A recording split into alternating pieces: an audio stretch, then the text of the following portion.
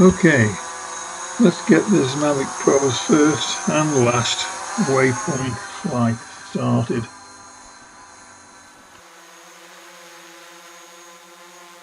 My first tip is never wave goodbye to your aircraft.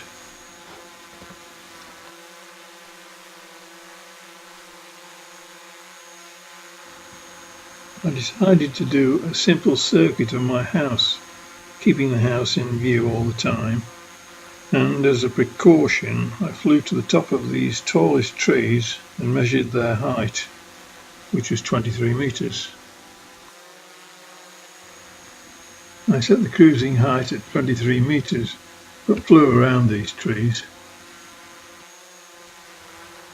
The software I'm using is Litchi rather than DJI Go 4, and I set up a flight plan on its mission hub, which runs on my laptop.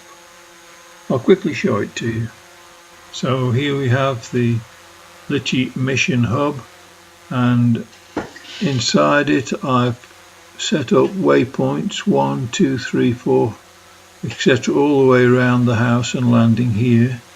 Then on top of the house I've set up a point of interest to which the drone will point all the time.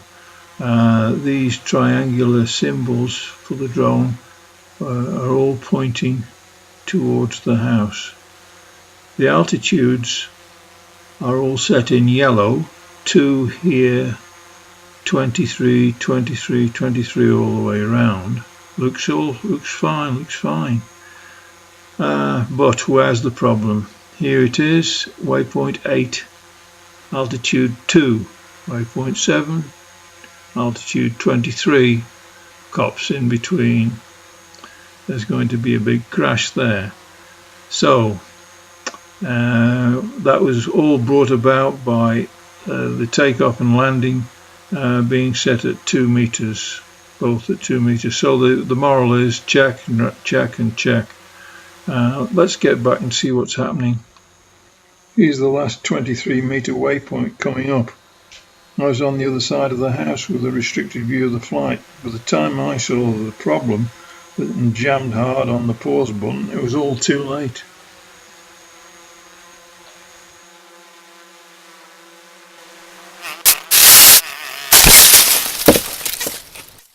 The screen blacked out and it went very quiet. It hit these trees. I couldn't find it in the leaf litter, but eventually spotted it in the canopy.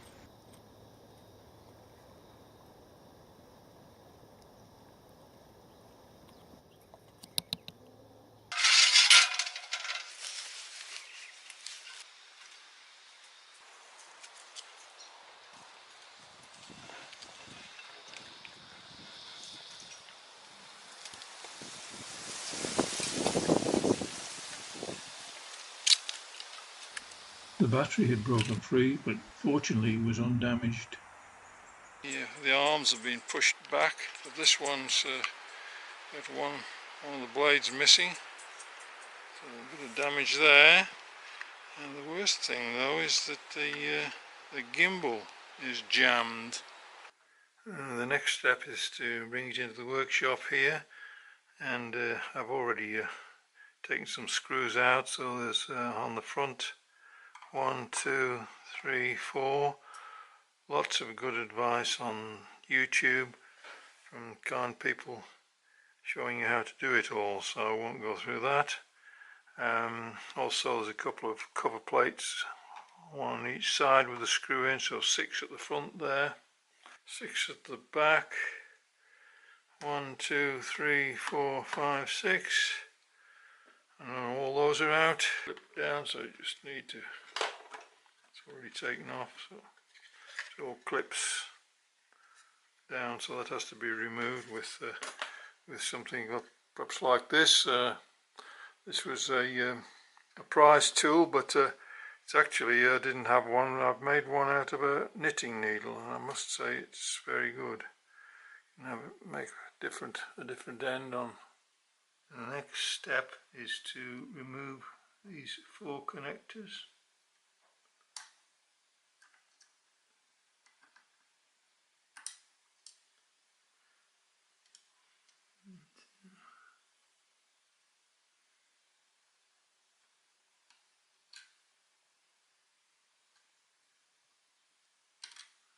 so.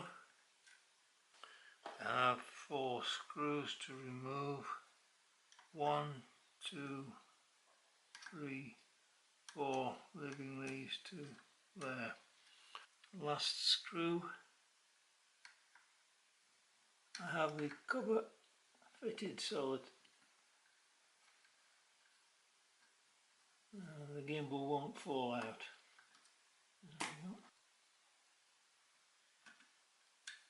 Now the gimbal should come straight out.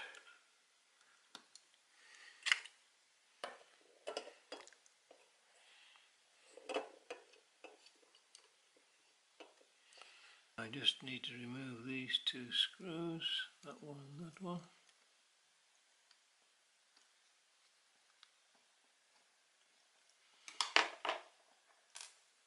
I've also already replaced the vibration plate from which the camera hangs, and normally it's underneath this L-shaped bracket, but in my case it had been forced hard over the top of this and skewed the camera over as well.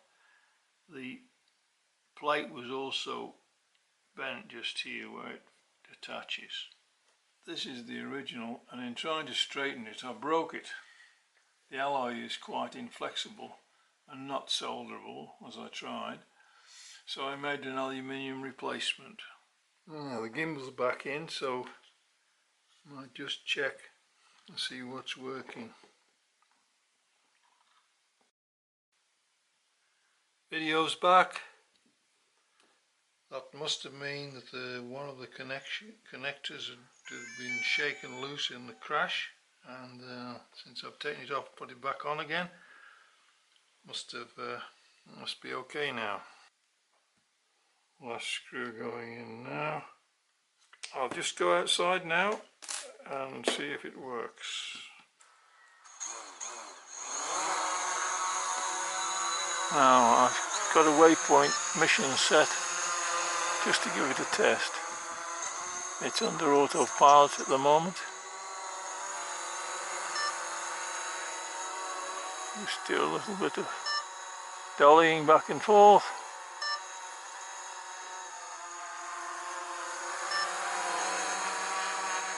Come back.